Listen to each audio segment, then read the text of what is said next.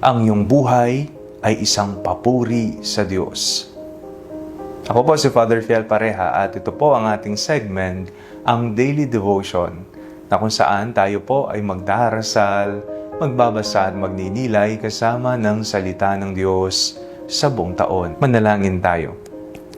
Sa ngalan ng Ama, ng Anak at ng Espiritu Santo. Amen.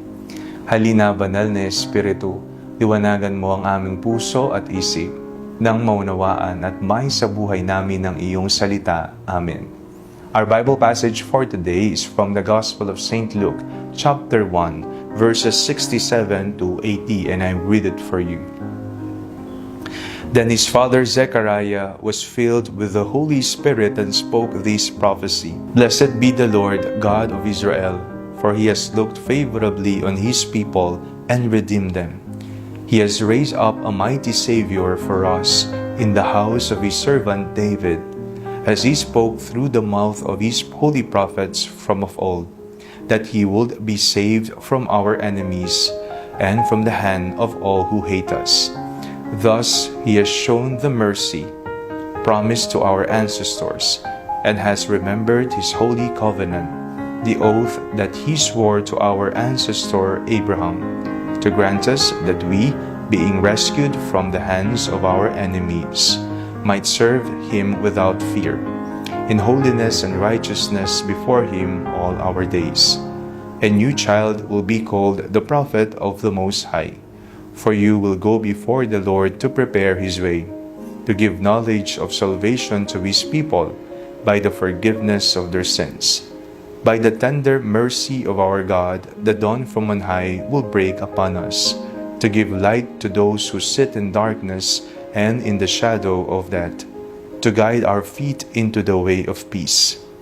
The child grew and became strong in spirit, and he was in the wilderness until the day he appeared publicly to Israel. Blessed be the Lord, God of Israel. Ang ating buhay ay magsilbing papuri sa Panginoon. Pero papaano po mangyayari ito kung hindi nakikita ang Diyos sa atin? Minsan pa nga tinatawag tayong mga hipokrito, halimbawa, ang ating pinaniniwalaan ay hindi tumutugma sa ating ginagawa sa buhay. Ikaw ay Kristiyano, ikaw ay alagad ng Diyos, pero suportado mo ang mga iilang paniniwala na kumikitil ng buhay.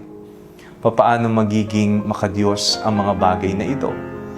O kaya naman, ikaw ay disipulo ng Panginoong Hesus, pero patuloy pa rin ang pambababae, ang pagsusugal, ang pagiging pagkahumaling sa mga masasamang bisyo o kung ano pa man. Papaano natin masasabi sa iba na tayo ay mga tapat na alagad ni Jesus? O kaya naman, tayo ay palasimba, pero kung ituring naman natin ang ibang tao, para natin silang binibili. Tinuturing natin sila bilang mga mabababang uri ng tao. Paano natin maipoproklama sa ating buhay ang pangalan ni Jesus kung tayo ay hindi nagiging tapat sa itinuturo sa atin ni Jesus?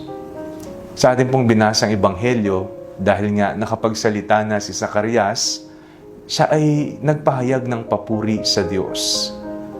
Siya ay nagpasalamat sa Diyos. Binalikan niya ang katapatan ng Panginoon, hindi lamang sa kanilang buhay, maging sa buong henerasyon ng kanyang lahi. Maawain ng Diyos, mabait ang Diyos. Kaya naman tayo, ang ating buhay ay inaasahan ding maging isang papuri sa Panginoon. Ngayon pong panahon na inihahanda natin ang ating sarili para sa darating na Pasko at sa ikalawang pagdating ng Panginoon sa ating buhay at dito sa mundo, linisin natin ang ating ugali. Kung anumang makita nating magiging balakid, ating pong ayusin, ating linisin, ating iwan, at huwag nating ipagpalit ang kaligtasang inihahandog ng Panginoon sa atin. Ang ating buhay ay magiging kaaya-ayang papuri sa Diyos kung nagtutugma ang ating pinaniniwalaan sa ating ginagawa sa buhay.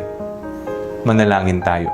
Panginoong Jesus, Palagi niyo pong linisin ang aming mga puso upang masundan namin ng maayos ang inyong mga katuruan nang maging mahusay at kaaya-ayang papuri ang aming buhay sa iyo.